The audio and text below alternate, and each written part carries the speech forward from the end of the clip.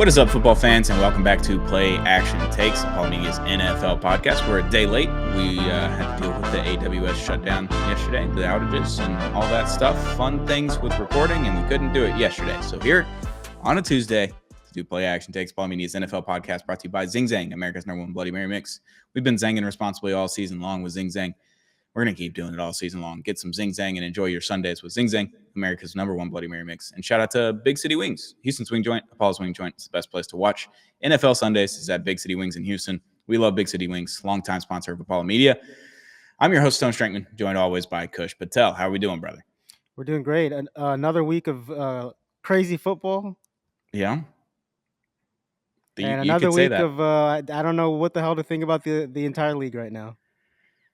Yeah, I perplexed by everything that's been happening in the NFL. What another weird week that we had. I'm enjoying the weird weeks because I can't enjoy my football team right now. So anything weird, wacky, good games, I'm all in on across the NFL. Fan of the Shield for the rest of the season.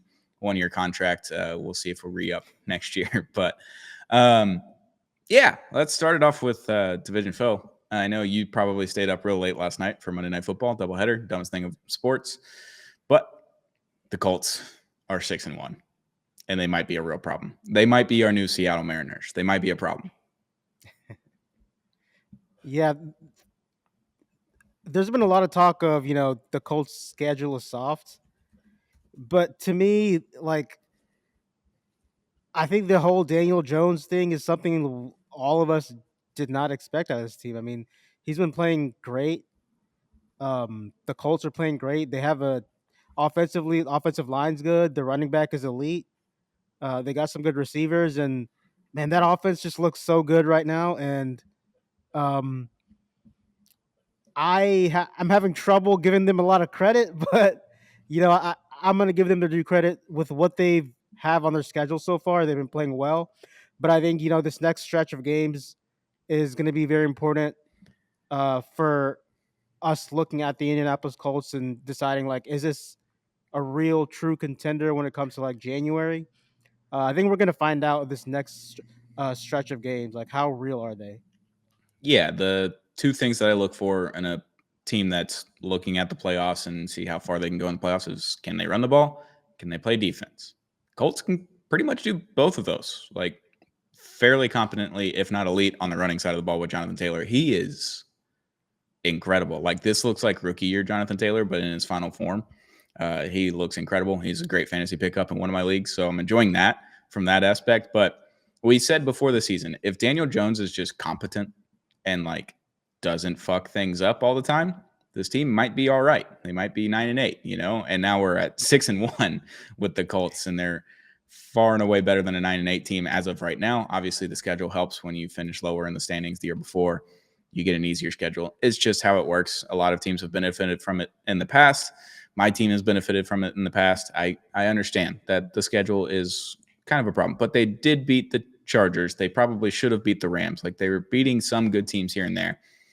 This team's good, and I'm ready to admit it. And I might be hopping on the Danny Dimes train. I kind of enjoy watching him play football. It's kind of fun. It's not the worst thing ever. Yeah, Daniel Jones has been amazing, but Jonathan Taylor is, to me, he's one of the best running backs in the league. And I think that's the guy that kind of makes that offense roll, like you've been seeing like this entire season. And he's like, the one thing about him, like, as great as he is he hasn't really been able to stay healthy for a full season since 21. If he can stay healthy and if, get to December, get to January, like, I think that's going to go a long way for the Colts' chances. And then once you get to January, you kind of stack them up against, the Chiefs of the world and the other, not, I was going to say the Ravens, but the Ravens, not this year. Yeah. The Bills of the world, the Chiefs of the world, those teams, I think we have yet to find out if Daniel Jones can step that game up a little bit and compete with those teams, in big games, big primetime games, big playoff games. Yeah, they're an interesting team. And then on the other side of the ball is another interesting team, the Chargers. No offensive line, and I understand that. But Justin Herbert still has time to throw the ball. a lot of the time. And this is a Jim Harbaugh-led team. I thought they were going to run the ball a lot this season. They haven't done that particularly well. Now their first round or second round running back is hurt. Amarian Hampton, he's on IR. So it's like, is it going to get tougher? They obviously ran the ball well against the Dolphins, but everyone does that. So you can't really take much from that. I thought the defense would be better on the Chargers this year. I know they've lost some pieces. I know it's a little bit different. He lost a Bosa guy, and you can work through that. Like Bosa played 6 games a year anyway, so you weren't too worried about that in the first place. So, yeah, that's what stands out to me with the Chargers. It's not the offensive line all being hurt right now. I understand that's a big piece of it, but he still has time to throw. Justin Herbert does, and the defense is just not good enough. I mean, the Colts put up 38. The Dolphins put up almost 30 points. Like, there's teams that should not be scoring the ball at this rate are scoring at that rate against the Chargers, and I think that's the most concerning thing with this team. After week 1, we were like, wow, Chargers are here. Chargers are ready to take the division. They're ready to take on the Broncos, and the Chiefs are dead. And now we flip-flopped it, and the Chiefs are very much alive, which we'll talk about next.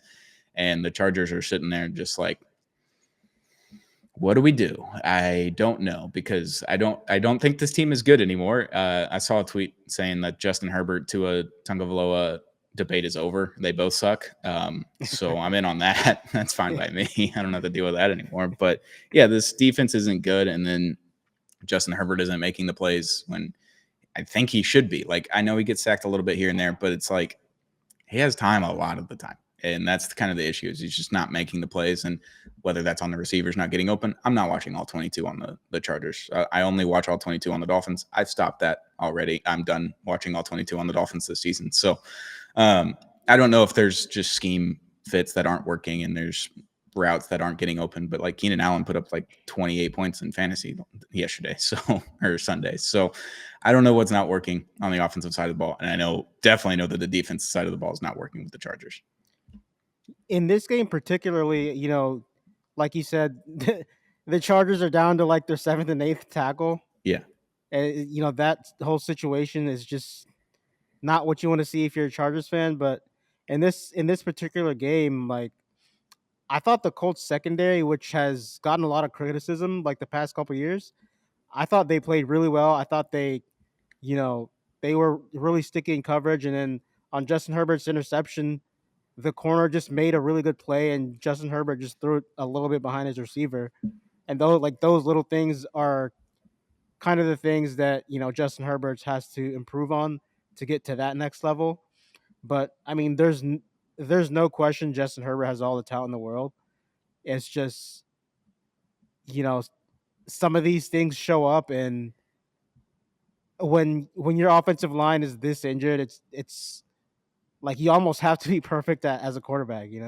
Yeah, it's tough for the Chargers. So they're in trouble right now. The Colts are sitting at 6-1. They're nice and pretty, top of the division. They're having a lot of fun right now. They're a hot team. You never want to be like the hottest team of all time, start out the gates, unless you're going to just continue it on through the entire season, kind of like the Eagles did last year. But maybe the Colts do that. I don't know. We'll see. They still have an easier schedule. They play in a relatively easy division right now with your team. We'll get to them at the end of the show. We'll talk about the Chiefs, though. We talked about them just a second ago. They might be back. They might be a problem. They kind of have a swagger back. They feel like the Chiefs again, and I don't like it one bit. What are they, 4-3? I'm not enjoying that at all. They might be back. Yeah, I mean, Rashee Rice coming back was a huge spark for this team. Yeah. And I was watching. I know it's the Raiders, but I was watching the Chiefs in that game, and just the way they ran offense, it looked like 2018, 2019 Kansas City Chiefs, where it's just you have to defend all sides of the field. They have receivers motioning into the backfield, and you have to watch that as a defense. It's just so hard to defend, and it looks like they're getting back to doing that again after the last couple of years of after they lost Tyreek Hill. They were kind of looking for that number one A number 2 receiver to where they could get back to doing that. And I think now with Xavier Worthy and Rashee Rice, just the speed they have on the field is sometimes it's almost unguardable.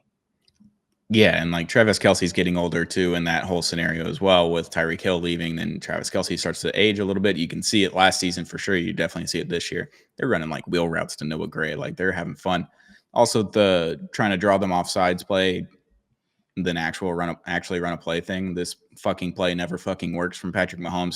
Snaps it, HB dive right up the middle. It worked. Like everyone and their mothers already talked about it, but that play was very funny. I know it's the Raiders, but they have a swagger about them right now, and that's definitely got to be concerning for football teams across the league because it's late October and they're starting to find their groove. And I know they started off a little slow, and we weren't burying them, but we were bringing out the panic button. We were bringing out the coffin. We were saying, hey, guys, why don't you just step on right over here? And they said, nope, close that puppy up and put it right back in the closet. We're not done yet. So Chiefs might be good. We'll continue to keep watching them. I don't like to have swaggy. The Chiefs just remind me of like back in the day with Tom Brady's Patriots. Like every so often there would be a game where we're like, okay, they'd lose to the Dolphins in September. They're done. The Patriots are done.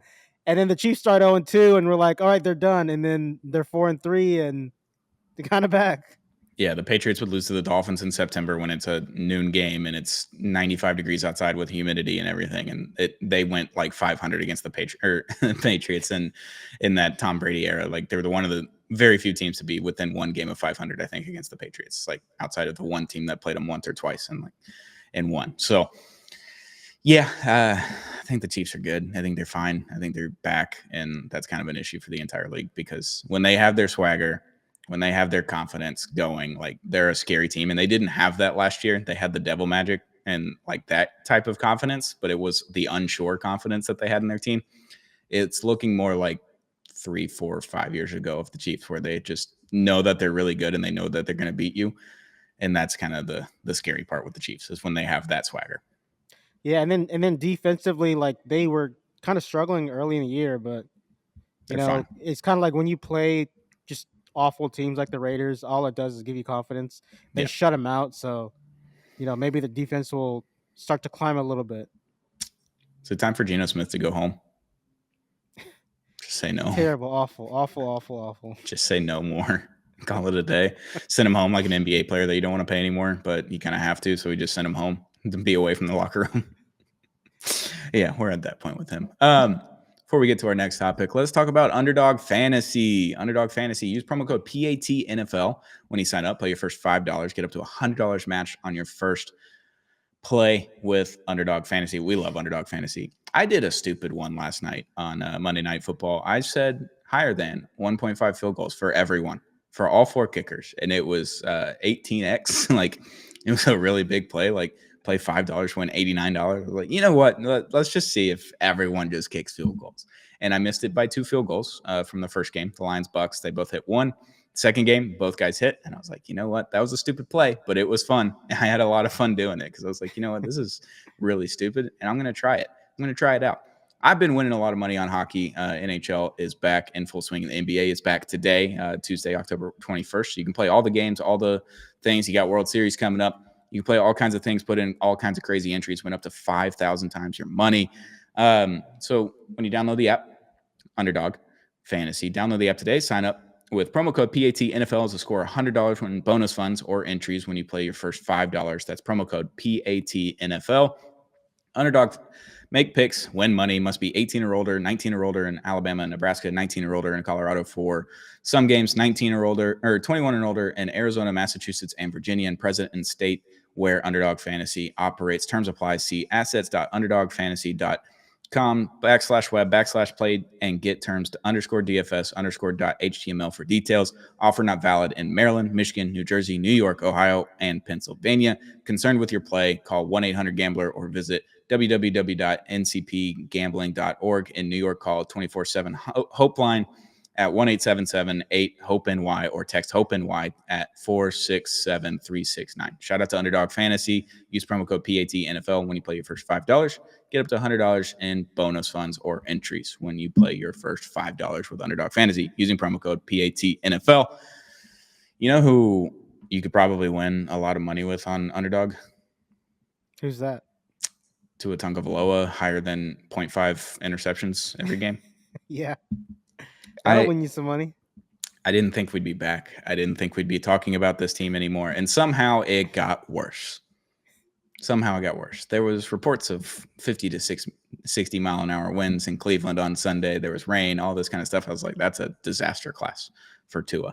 And then before the game, they said, hey, Quinn Ewers, not emergency quarterback today. He's going to be second string. He's going to be backup for Tua. And I was like, they're laying down the woodwork here for Quinn Ewers to start a football game. I'm excited about it. And then Tua somehow throws 3 picks. This is the first time he's taken accountability. It's the first quarterback in Miami Dolphins history since Dan Marino in 1986 to throw 3 picks in back-to-back games. The difference between Tua and Dan Marino at that time was that they were kind of similar in their trajectory of their NFL career, like years-wise, but Dan Marino had won an MVP and gone to a Super Bowl by that point and retired with the most touchdowns in a career by an NFL quarterback at that time. So very different scenarios between Dan Marino in 1986 and Tua Tagovailoa in 2025. Time is now, and they aren't doing it. Mike McDaniel is safe. Chris Greer is safe. Tua Tagovailoa is safe. Everyone's starting. Everyone's coming back for next week. The tank is on. Clear house at the end of the season and call it a day. Quinn Ewers, please start, like, just so I can be entertained. Like, he got absolutely leveled and delivered a 42-yard gain in the air, half throw, like right on the dot, right in the breadbasket. And I was like, if Tua did that, Tua would be dead on the ground right now, and the ball would have went maybe 12 yards if we're lucky. It's like the difference in that one play compared to that and what Tua did throughout the game was enormous. But Tua's going to start again this week somehow. I don't know how, and I don't just eat the dead cap at this point. Do the Russell Wilson thing, whatever. I don't care at this point. Like, I'm not watching all 22. I'm gonna watch the Dolphins, but I'm not gonna have any emotions. I did the Joker laugh at one point on Sunday after one of those picks. It's just it keeps happening. But Tua and Mike McDaniel are safe somehow. I don't know how, and everyone's talking about the Dolphins right now, and not for a good reason. So that's a problem when ESPN First Take and SportsCenter, everyone's bringing up the Dolphins. And it's not for a good reason. Like, how many times have they brought up a bad team on SportsCenter and First Take like this? Like, I haven't seen anything like this, and the Dolphins keep getting in the news somehow. So here we are again. Yeah, it's been a storyline that keeps giving every single week. Yeah, I mean, 3 interceptions back to back weeks is, I mean, that's kind of insane. I don't know the last time I saw that, to be honest with you. I don't know. And then there's this account VBS. That's a big Dolphins Tua guy. He's mainly a Tua guy. I don't know if he's a Dolphins fan, but he's a Tua guy. And he blamed Devon Achane on one of those picks. And I was like, he threw it to like Megatron, and Devon Achane's like 2 feet off the ground, like trying to catch this ball. And just because it goes off his hands, you're going to blame him? That was a shit pass. What are we talking about? Oh, and the other thing from his press conference is that Tua says he's not processing reads in the game like he used to. And I was like, that's just CTE right there. That's called CTE. Your brain is mush. Like, if I heard that in a press conference, I'd be like, Tua, call it a day. You get your $127 million guaranteed in retirement from this contract. The Dolphins can then claim their insurance on it because he had to retire from injury. Call it a day. Quinn Ewers, welcome to the starting job. But I'm not in charge. And if I was, this wouldn't have happened ever. Tua wouldn't have started this game. So that's Dolphins talk, I guess. You got anything else on it? Yeah, and then the other thing is, speaking of my team, who we're going to talk about later. Yeah, there's a lot of fans that want Mike McDaniel as the next offensive coordinator in Houston. Would love that. When is Mike McDaniel going to get fired from Miami? Well, it wasn't last week. Probably not going to be this week. So maybe it'll be next week. So I was FaceTiming my parents yesterday. My mom was FaceTime me after the game on Sunday, and I didn't answer because I was like, I'm not talking to anyone right now. I need some time and space. This is bad.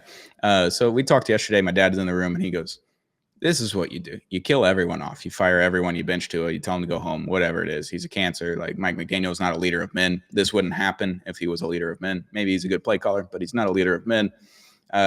You fire Chris Greer, and you call it a day, clean sweep, get rid of everyone. And I was like, counterpoint. Why don't we just keep everybody? He goes, yeah, do what Flores did. Pay him $100,000 for every loss, and then fire him at the end of the year and say, good riddance, enjoy your money, and have a fun OC job next year. That's what I pay him for $100K per game loss. Like, I would love that. Tank it out, see who you can get in the draft, and then move on from there. Fire the GM and get a new one as well, because this isn't working. It's 9 years of Chris Greer, and we've had maybe one good season. Not great in Miami right now at all. No. And if we keep talking about the Dolphins, it's because it keeps getting worse. So that's where we're going to keep talking about the Dolphins. It's probably going to happen. I feel like it's going to happen. It's going to happen. So tune in next week for Dolphins talk.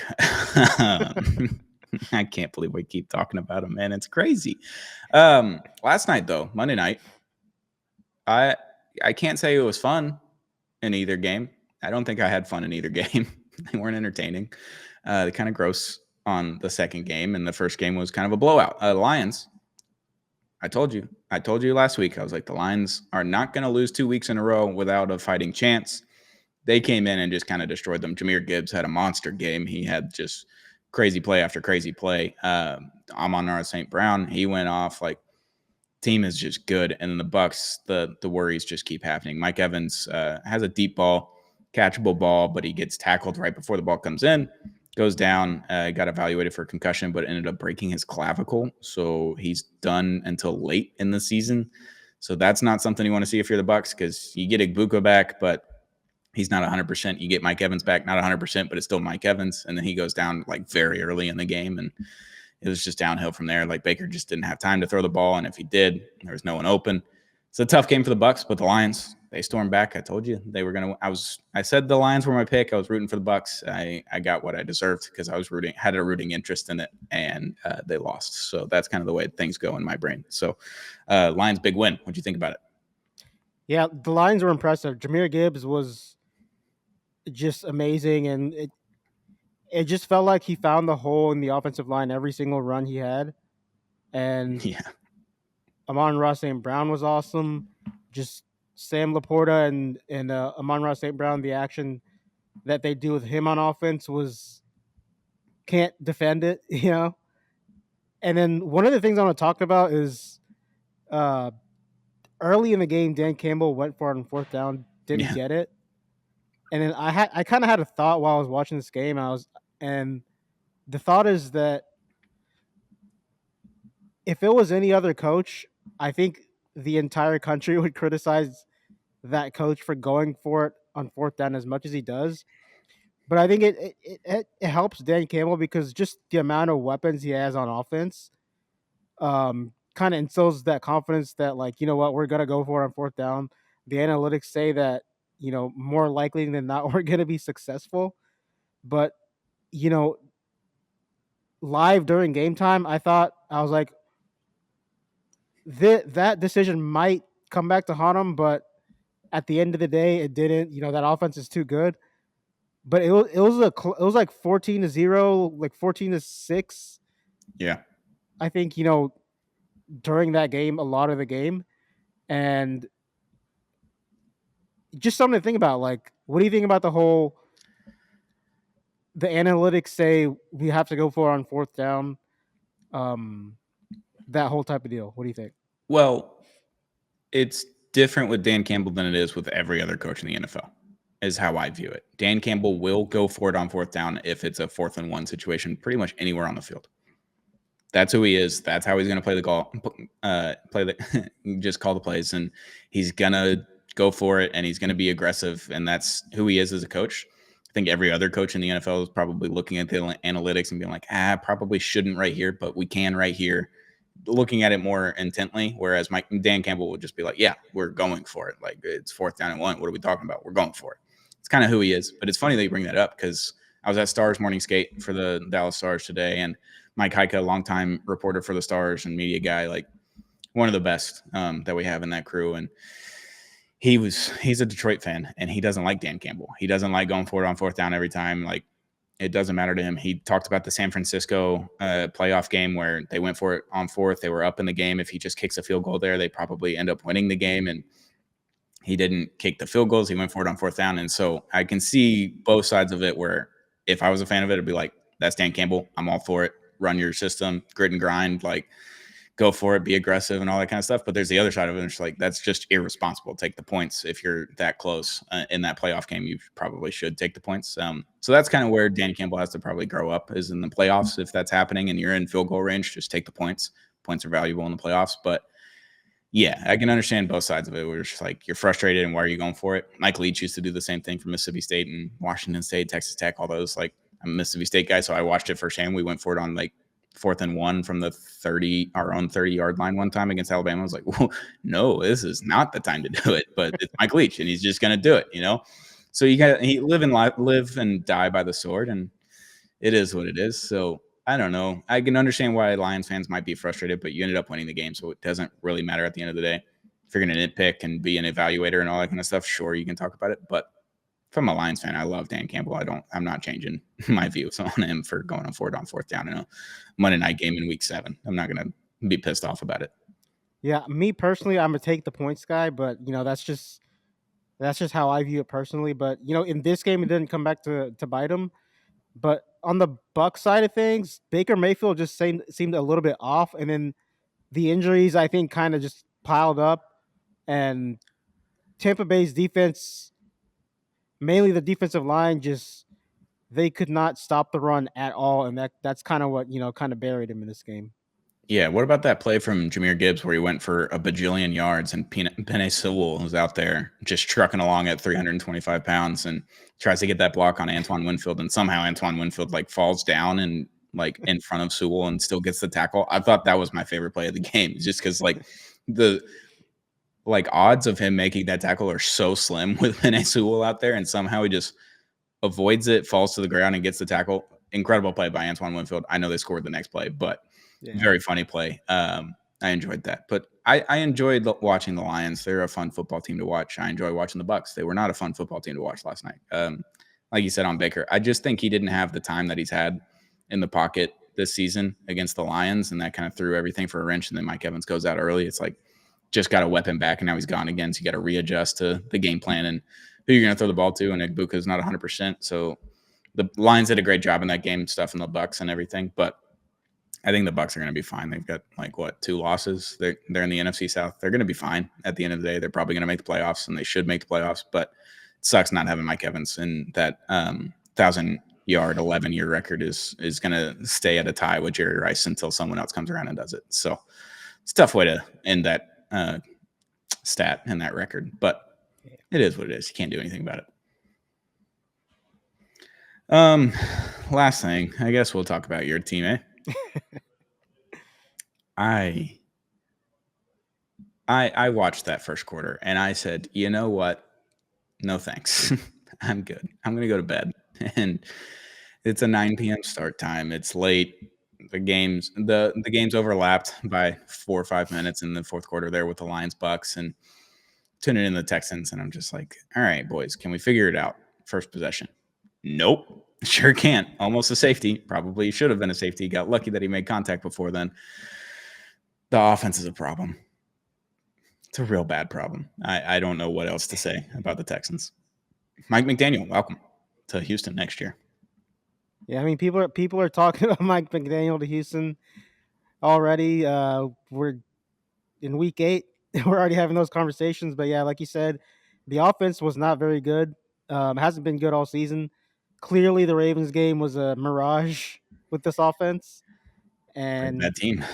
yeah, it's been bad. And then the other thing is the defense just kind of kept you in it all game long. Late in that game, Will Anderson Jr. he recovers the fumble and they score a touchdown at 17-12. And then I'm gonna give credit to Clint Kubiak and the Seahawks offense. They did a great job of just attacking this defense in the first quarter to go up 14-0 in the first place. And um, Derek Stingley kind of in the first quarter was kind of picked on a little bit, and then they kind of started to shadow JSN a little bit with him. But JSN has been so great this season at getting separation, it kind of didn't matter. He still made plays. And yeah, I think hot take for the Texans fans out there. Nick Caserio's seat is very, very warm right now. I would use the word hot, very, very hot right now. Um, their season is effectively over. They're 2-4. Uh, the Jaguars are better than them. The Colts are way better than them, and they. I think we play the 49ers on Sunday on a short week. That's a team that's been pretty good this season with all the injuries they've had, and it's kind of reached a point for me where it's like I don't know if I can or even want to pick the Texans to win to win each week anymore, because it's just like they haven't shown anything to where you would want to pick them, and the offense is so bad that it's not good. It's not great. Not great. No, it's super concerning. The Casero thing is interesting because it's like you tried to fix the offense. You did something different with the offensive line, which we both said may not work, but at least you tried something. At least you're doing something different as opposed to the Dolphins where they just do the same thing every time. Yeah, that's it. It's bad when you have that rookie year from CJ Stroud and you have a great season. You have a good sophomore season, like an okay sophomore season, still make the playoffs, or in that game against the Chiefs, maybe got hoed on some calls and could have been differently if they didn't call it that certain way. But refs make mistakes and they make calls that you don't agree with, but sometimes that's how it is. That's how we see it.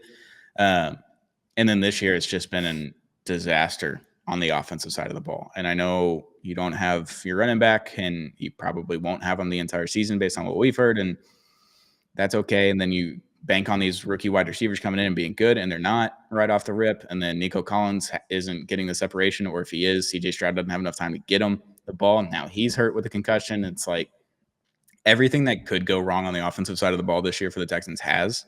And then you put that defense out, which is really good, is one of the best in the league. But you put them out there time and time and time and time and time and time again. Like they're on the field all the damn time, and you can't do anything about it. It's like at some point the offense is going to win because they're not as tired as the defense. Because offense, it seems objectively is much easier than defense is if you're on the field all the time. So, yeah, it's a problem for the Texans. And at 2-4, you're not all the way dead yet, but there's dirt being thrown on your face in the burial field right now. Like, Yeah. can you move it around? Can you get up? Can you claw your way out of the ground? Maybe it's possible. It's not over completely just yet, but it's not looking great, especially with the division pretty much out of reach now at this point, with the Colts being 6-1 and the Jags there right behind them. So concerning for the Texans offense, but the Seahawks, I mean, if you're the Vikings, how pissed off are you right now at the quarterbacks that you let go? Sam Darnold and Daniel Jones both just balling out right now. Yeah, I mean, this thing couldn't have worked out better for Seattle. Like Sam Darnold, like watching him, I haven't watched him like consistently all year long, but watching him last night, he just looks like just a different quarterback than what he was a couple years ago. Like he's improved so much with the going through the progressions and just the style of offense that they've installed there in Seattle. It's working like a charm right now, and then that defense is amazing. And think about this: the defense, did Devin Witherspoon was out for the game, and that defense still looks so great. Yeah, they've been really good. I mean, Sam Darnold has 1754 yards and 12 touchdowns, 4 interceptions. He's throwing 68% completion, 9.1 yards per attempt. Like, it's really good stats. Like, can we start throwing Sam Darnold in the MVP conversation? It's like we might be getting there. They're 5-2. They've got a shot at the record that you kind of need to have for an MVP. Like, might be up there, man. I don't know. JSN, does he win like most improved this year? Is that or comeback player of the year? Just like He might be up there for comeback play of the year. And the Rams have been pretty good this season. We kind of regard them as like one of the top teams. The Eagles, kind of disappointing to our standards, but they're still great. They're still tops in the NFC. Nobody wants to play the Seattle Seahawks when it comes to December and January. This is a team that just the way they're built with their defense is amazing. That defensive line is amazing. Leonard Williams is a monster out there, and this team is going to be a problem like come late into the year if they can get on a little run. And just in the playoffs, nobody wants to play in Seattle. That place is such a tough place to play, man. Yeah, it's all the way on the West Coast too. So if you play on an East Coast team, like if one of the NFC East teams has to come over there for a playoff game, like it's a tough thing to do. It's a 3-hour time difference, and you got to deal with that. But then tough place to play, especially at night if it's raining. Like you got all that going into it. Like they can run the ball pretty well. They're probably averaging around 90 something yards a game, like which is good in today's NFL. They're throwing the ball really well, and they've got an elite wide receiver. They've got an elite defense. Not a fun team to play against, and if you're looking at them come December and January, it's not going to be fun. It's not going to get better against this team that's still gelling and still figuring things out with their quarterback and their new systems and all that kind of stuff. So Credit to the Seahawks. They're playing really well. Thing that we didn't mention at the top of the show that we meant to mention is the Giants-Broncos game, which was literal crack cocaine in the fourth quarter. Like, I haven't seen a fourth quarter like that ever, I don't think. We definitely haven't seen a fourth quarter like that from a quarterback perspective ever. 2 touchdowns throwing, 2 touchdowns rushing. First time that's happened in fourth quarter for a quarterback in NFL history. So that's good. Bo Nix, welcome to the conundrum of Bo Nix, because this is what he does. He plays like ass for one whole game, basically, and then he comes in the fourth quarter and does miracle things. Leads them down the field again with like 43 seconds left after giving up the lead, and they get the field goal to win it. You have the missed PATs from the Giants. Like, Jackson Dart played all right. He played okay, but they were winning the game. Cam Scadaboo was really good. It's like, wow, the Giants might have something here. And then somehow, some way, Bo Nix and the Broncos lead their way all the way down, get that field goal at the end to win it. What was that, 33-32? Just an insane game. A lot of fun. Great game, honestly. I had a lot of fun with that one. Yeah, just aside from the big comeback, this was an emotional game for everybody that was in that stadium. Yeah. And, you know, the Demaryius Thomas, they honored him in the Ring of Honor at halftime. So, like, from an outside looking kind of perspective for me, like, you could tell, like, the emotions were high in that game. And it's just, it was crazy that happened. On that day, they're honoring him, and I've never seen a comeback like that. Like I've seen a lot like it, you know, the Falcons and the Patriots in the Super Bowl. Yeah. But something like that where what were they up, like 26-0, 23-0? I think it was 26-0. And they came all the way back. You see that sometimes in college football, but in the NFL, like, you just don't see that. And that game to me, like, was kind of a reminder of why sports is such a beautiful thing, man. Yeah, and you had like Brian Burns, and the defensive line is just like, I don't know what to do. Like, I don't know how this happened. Like, they're sitting there like with their arms over, like, I just have no clue how that happened so fast. Like, every time the Broncos got the ball in the fourth quarter, they're scoring. Like, just a great game. Crack cocaine on an NFL Sunday. Like, I enjoyed that thoroughly. That was a fun game. But yeah, the DT stuff, pregame and halftime and all that kind of stuff, having his family there and everything was very emotional. Everybody loved him. From Peyton Manning loved him. He was one of his best friends. Like, had all of that. So great game for the Broncos. They're kind of proving that they could be a contender, especially in the AFC West. Like, Broncos are number one in the AFC West right now. They're right there. The Chiefs are creeping up, and if the Broncos have more games like that, they probably won't win every single one of them. So they got some things to work on, but the Bo Nix conundrum is alive and well. It's been like this since 2019, and it may never change. So I'm excited for the ride. It's not my team, so I don't have to deal with it. But anything else from Sunday on play action takes from you, Kush?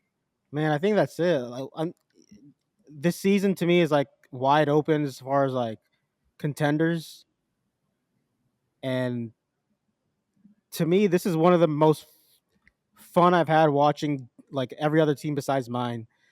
The Texans haven't been a fun watch, the entire season. The Dolphins haven't been a fun watch for you the entire season, but just watching these other teams, the Broncos, the Seahawks, the Eagles, the Cowboys, sometimes the way their offense has looked, just every single team, it's so fun to watch. And it's, after we said this last week, after we're into week 8, I still don't know who the best team in the league is. It's wide open, and it's been a weird, wacky season, which I've appreciated because my team stinks. So we don't have to worry about it. If our teams are going to stink, at least the rest of the NFL should be fun, and it's been more than that. So we're having a good time. Shout out to our sponsors, though. Zing Zang, America's #1 Bloody Mary mix. We love Zing Zang over here. Zang responsibly all season long. And shout out to Big City Wings, Houston's Wing Joint, Apollo's Wing Joint. It's the best place to watch football on a Sunday. Got the best wings in Houston, 14 locations across the Houston area. We love Big City Wings over here. And shout out to Underdog Fantasy. Use promo code PATNFL when you play your first $5. Get up to $100 in bonus funds or entries on Underdog Fantasy using promo code PATNFL. Win some money with us this season. During the NFL season, during the NBA season, the NHL season, the MLB. You got the World Series right now. So get in there. Underdog Fantasy. Use promo code PATNFL. We love you guys, and we'll be back later this week with another episode of Play Action Takes, Apollo Media's NFL podcast.